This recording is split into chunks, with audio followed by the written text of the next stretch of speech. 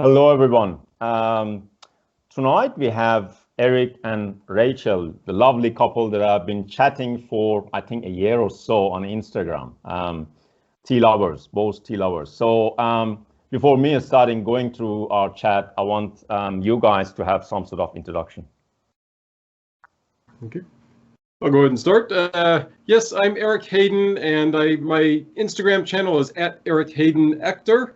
And on my Instagram, I really focus on nothing but teas.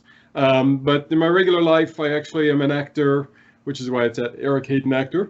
And I do mainly TV and film and some stage stuff as well. I mean, before the lockdown happened, I was doing a big stage project for Secret Cinema that was based around Stranger Things, the TV series. And I've been on Doctor Who. I was in the movie Dumbo, Fantastic Beasts, Spectre. So I've done a few, high-profile projects. Nothing monstrous as far as the role sizes yet, but I'm getting around and I'm building my profile up and doing well. I also have a YouTube channel called Eccentric Nature that I've been building for the last year and a half, and it's growing steadily, and I'm really happy with that. And we can talk about that more as we go, but that's me in a nutshell for the moment. Okay, I'm Rachel Marques. I am also an actor, and I'm a singer, model. We both do swing dancing. I'm also an illustrator and storyboard artist, so I do a lot of things. My Instagram is Rachel Marques Actress. You see a theme going on here. And yeah, so I primarily do like vintage style, vintage jazz singing. That's really taken off in the last year and a half or so. So I do live shows every Sunday on my Instagram and my Facebook, which is why I'm looking like this today. This is not my normal hair or makeup. Great. That's great. I love your voice. Dramatic for this tea video. Okay, that's great. I mean, of course, we can go ahead with our chat, but my first question, Sama, would be about the tea industry in your region, in your area. What sort of brands you see in the tea shop or coffee shop or whatever you call it? Yeah, just touch on that one, especially in your area. Well, in the UK, the biggest known names are like PG Tips, Twinings, Yorkshire Tea are definitely the ones that people know the most. And Fortnum and Mason, I think people know as well, really well. There's a couple others that are actually some of the biggest producers over here, but their names themselves aren't as well known, like Tata Tea Limited, or Tately Tea, Taifu Tea, and Teatley leads the market, I think, officially with like a 27% share from the statistics I saw recently. So, okay. But there's lots of other brands as well. There's Clipper. That's one I think has a lot of brand recognition. Whittard of Chelsea has quite a few shops around London now. I actually use them more for their hot chocolate, but they have quite a few tea brands as well. Lancashire Tea is another one that I definitely recognize. There's quite a few other brands as well, okay. But those are some of the biggest names.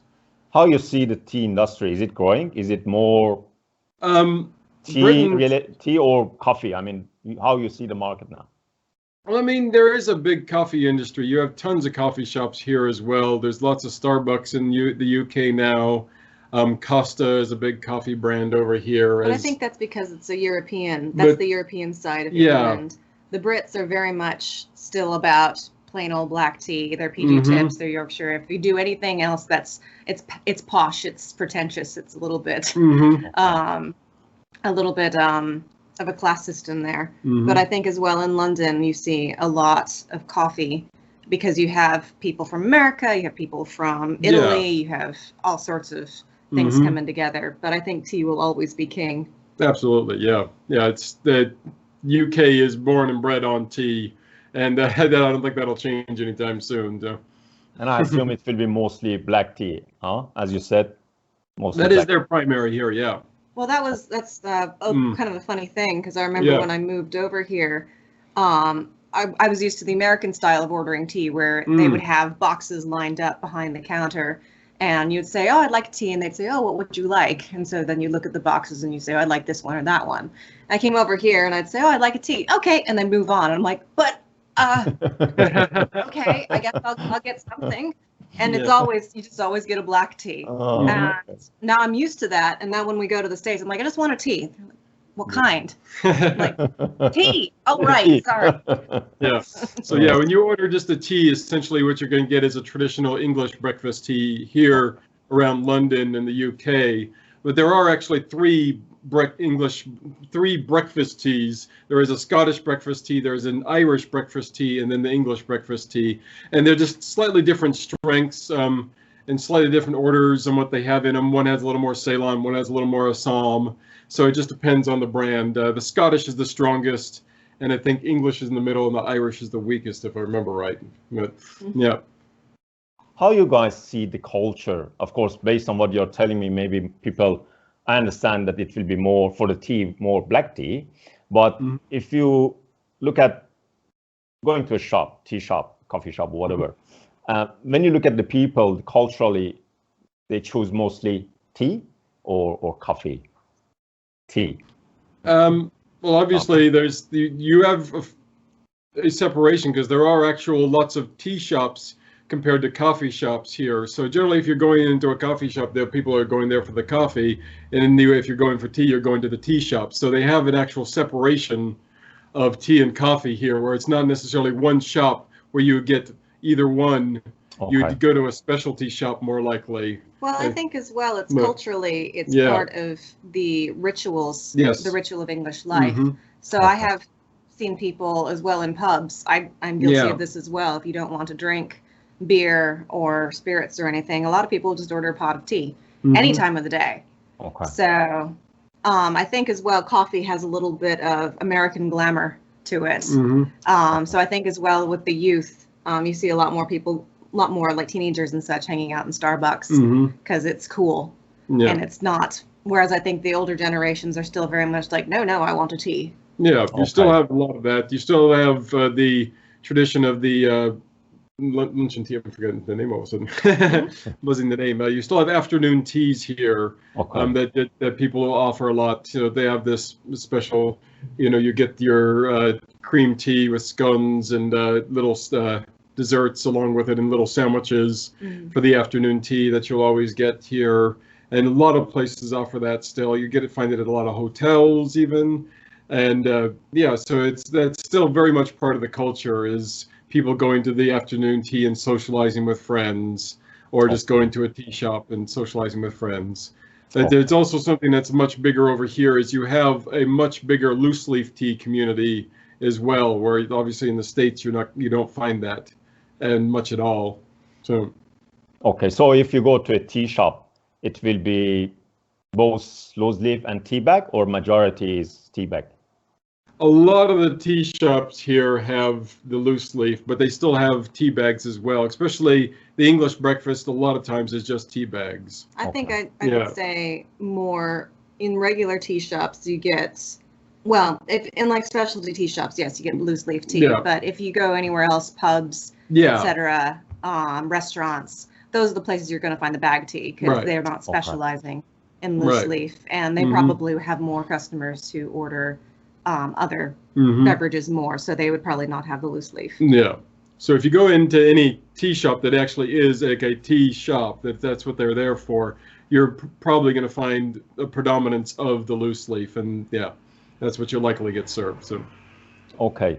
Considering the time that you guys spent together and enjoying tea, have you had any experience? Of course, when I say experience, it's tea-related experience. Anything funny happened to you guys? I mean, maybe one day fighting whether you want green tea or Rachel say I want black tea or something like that. I mean, something funny that. I remember one little moment where I had done a tea review for one of my videos, and right after I finished it, I did it on this one called Mr. Grey, which is this. It turns out is this limited edition one from Yum Cha Teas in London. And I finished it, and I looked at her, and she's like, I'm like, what? And she's like, that's like a specialty one. I only have like this much left, and you just drank some. And I'm like, oh, okay. Wow. Sorry. I think it was actually like during a take, you did like one take, and you're like, oh, sorry, I'm going to redo it. I'm like, excuse me, what tea did you say that was? Oh, that's great. Okay, Yeah. that's great. I love that story. Okay, that's good. Anything else both of you remember? Anything experience? Any funny story? I've definitely had some epic fails with some of the teas as I've become to learn them more and more, and failed with some of them. Because I'm always happy to experiment with different herbal teas and just try one to see if it works. And I remember early on when I was learning to brew things like rosemary and sage, which a lot of herbal teas you can do and they can brew for 10, 20 minutes and you can forget about them. They'll still taste good, but not the heavy woody ones like sage or rosemary or even oregano. You can't generally leave them without them suddenly becoming very bitter. So I remember doing that for one time and trying it and then just being like, oh, okay, this can be like a green tea, which you can overbrew real easily. Oh. So it's not as easy to do with herbal teas, but it's still very possible. And learn that the hard way.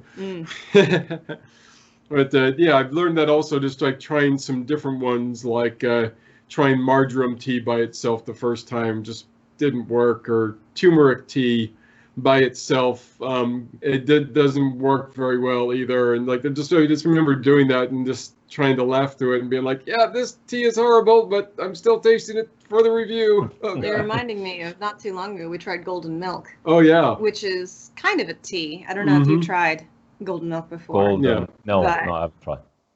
It's, you essentially are making it with milk instead of water. It's like a turmeric chai blend with milk. Okay, I understand. Yeah. Okay. Yeah, so we got, I guess, essentially a blend from another tea company that I fell in love with when I was studying in New York, Serendipities. And they had a golden milk blend. So the instructions for that were to warm up a pot of milk on the stove with the tea leaves. And then you strain it into a cup and then you have it with honey or whatever you need. So I'd had it before and I knew it was spicy and wonderful. But I gave some to Eric and he had one of those moments as well, just like, what the heck? You didn't tell me it was spicy. I wasn't expecting that spicy, but we have one called Chili Chili Bang Bang, which has red peppercorns and other flakes in there. And it's like, that's not nearly as spicy as this one is. It really caught me off guard, yeah. That's great. Eric, would like to elaborate a little bit more on your tea experience and your Instagram account or YouTube? Of course, you mentioned already, but do you have anything else to add? Well, like I had said a little bit, is what I focus mainly on a lot is the herbal teas, which what I'm having right now is a little lemongrass and mint, so it's straight peppermint. And so what I tend to do is a lot of those kind of blends. I do cover some of the other ones as well. I'll cover, some red teas and black teas and green teas. But for the most part, I do a lot of the herbals teas because part of what I do also on the channel is I talk about my indoor garden, which is pretty much all herbs. I counted it for the people on my last live stream on Instagram, and I have like 40 different herb pots going right now. And I think it was like 18 separate herbs that are going. And it's just in my little house here. So I've got a bay window and a little patio area that's filled up with herbs. And I use all those fresh herbs for teas. But then we also have some that we get there dried as well. And then I just play around and I experiment and I blend between them and try out the different blends. So it's a lot based around that. So all of my Instagram is definitely based around trying out new teas and letting people know about them, and then letting people know about the benefits of the various herbs and how they're good for you. And that's also covered a little bit on the YouTube, but definitely much more in depth. On the YouTube, I go into the benefits of teas. I'll go into the benefits of the oils of various herbs, and I've started separating that out. But like on certain videos, like on the peppermint video, I cover like everything peppermint's possibly good for. I've got a monster video that covers all of it. But I go in depth into like the research, but I also try and keep them funny and light at the same time to keep people enjoying it. And artwork by me. And Rachel does all the artwork. That's just fantastic for the herbs. And then I also talk about the history of herbs and the mythology based around them. So where they actually were first came from and used, and how long they've been around, where the origins of their name are, and just other little funny stories about how they've been used through the ages, or different beliefs that people have had about them. So yeah, that's what a lot of what my channel is based around, on the eccentric nature, is talking about these really cool facts that a lot of people don't know about herbs and tea. Yeah. That's great. I don't have anything else in my mind. I'm asking both of you if you want to add anything to our chat, any subject, tea related, of course. Tea related, of course. No, I mean that's covering all of what I do in my world. I guess maybe we can shout out some of our favorite tea companies. Yeah, we do follow. As far as local tea growers, we like to. Not growers. Well, not growers, but distributors are more independent people that we follow.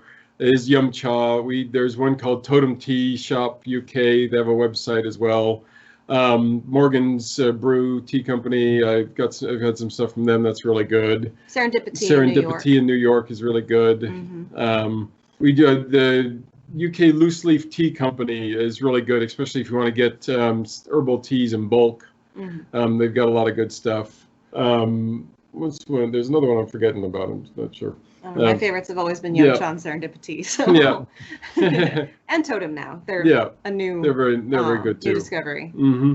So yeah, there's lots of really good local people who do herbal teas around here, which is nice. So like I said, it's part of the culture that you have that ability for people to actually create their own little tea companies here. Well, as well, I mean, with this the current situation, the world situation, is always good to shout out small businesses who do a really good job. So thought we just put some names out there. That's great. Thank you so much for the time that you allocate for this chat. So if you guys coming to Australia, coming to Melbourne, I'd love to catch up with you guys. Please stay safe, take care, and we will be in touch and hope to catch up soon. All right, take care. Thank you so much. Thank you. Bye-bye. Thanks for having us. Thanks. Bye. Bye.